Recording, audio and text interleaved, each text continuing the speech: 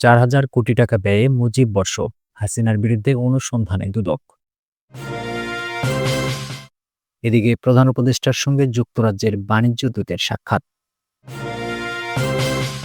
এবং তথ্য উপদেষ্টার সঙ্গে পাকিস্তানের হাই কমিশনারের সাক্ষাৎ। সর্বশেষ জানাবো, বিএনপি সবসময় মানবতার কথা বলে, বললেন আমিনুল হক। শুনছিলেন সংবাদ শিরোনাম। পুরো খবর জানতে ভিডিওটি শেষ পর্যন্ত দেখুন। সর্বশেষ খবর পেতে চ্যানেলটি সাবস্ক্রাইব করুন। এবারে বিস্তারিত।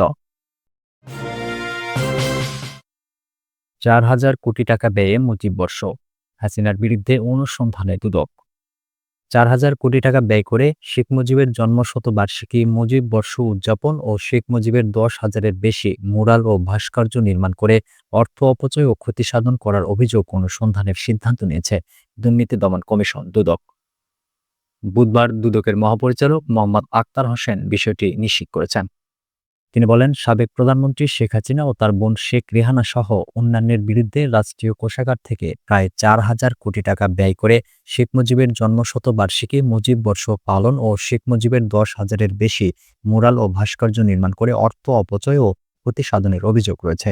তিনি আরও জানান, অভিযোগটি অনুসন্ধানের জন্য ইতিমধ্যে 7 সদস্য বিশিষ্ট অনুসন্ধান কর্মকর্তা নিয়োগ করেছে কমিশন।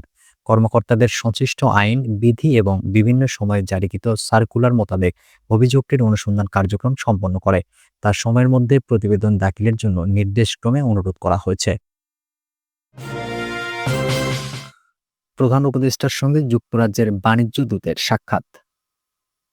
প্রধান উপদেষ্টা ডক্টর মোহাম্মদ ইউনূসের সঙ্গে সাক্ষাৎ করেছেন বাংলাদেশে নিযুক্ত যুক্তরাজ্যের বাণিজ্য দূত ব্যারনেস রুজি উইন্টারটন। বৈঠকে প্রধান উপদেষ্টা বাংলাদেশের স্বাস্থ্যসেবা ব্যবস্থাকে শক্তিশালী করতে যুক্তরাজ্যের আরও বেশি সহযোগিতা কামনা করেছেন। বুধবার রাষ্ট্রীয় অতিথি ভবন যমুনায় এই বৈঠক অনুষ্ঠিত হয়। বৈঠককালে রুজি উইন্টারটন দুই দেশের মধ্যে দীর্ঘ ও বিশ্বস্ত ইতিহাস স্বীকার করে বলেছেন, আমাদের একসঙ্গে দীর্ঘ ইতিহাস রয়েছে এবং সংস্কারের দিক নির্দেশনা দেখে আমরা আনন্দিত। বৈঠকে উভয় পক্ষ দ্বিপক্ষীয় সম্পর্ক আরও গভীর করার প্রতিশ্রুতি পুনর্ব্যক্ত করেছেন।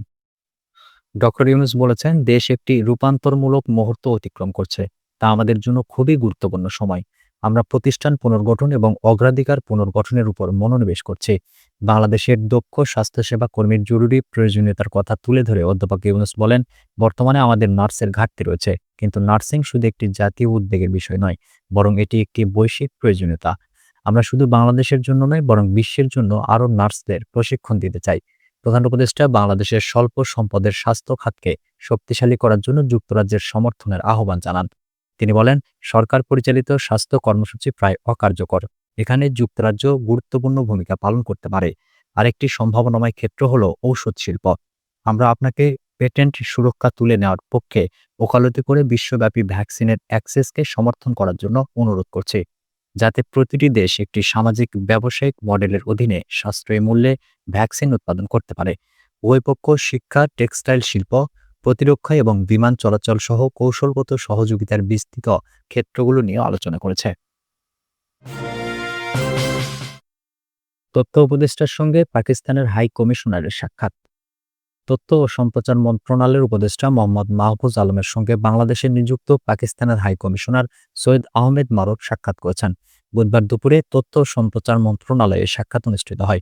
সাক্ষাৎকালে পাকিস্তানের হাই কমিশনার বাংলাদেশ টেলিভিশন ও পাকিস্তান টেলিভিশন এবং বাংলাদেশ সংবাদ সংস্থা ও অ্যাসোসিয়েটেড প্রেস অব পাকিস্তান এর মধ্যে সমঝোতা স্মারক স্বাক্ষরের আগ্রহ প্রকাশ করেছেন।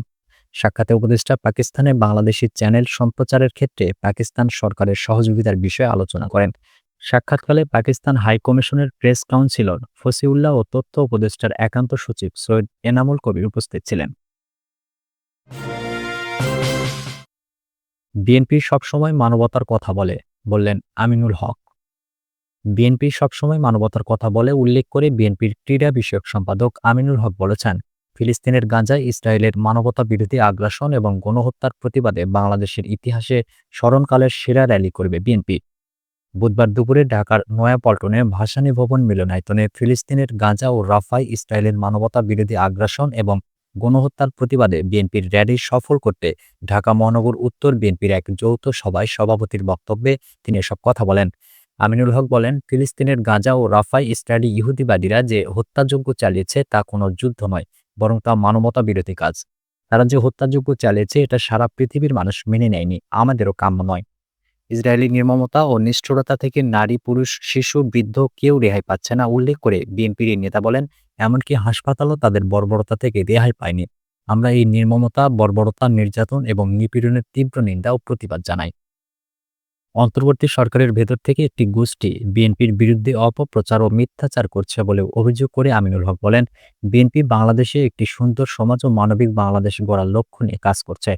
মানবিকতার পক্ষে আমাদের যে অবস্থান সেটাকে আরও সুদৃঢ় করার লক্ষ্যে আমাদের সবাইকে ঐক্যবদ্ধ হতে হবে।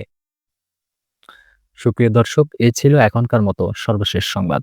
নতুন নতুন খবর পেতে চ্যানেলটি সাবস্ক্রাইব করে পাশে থাকুন।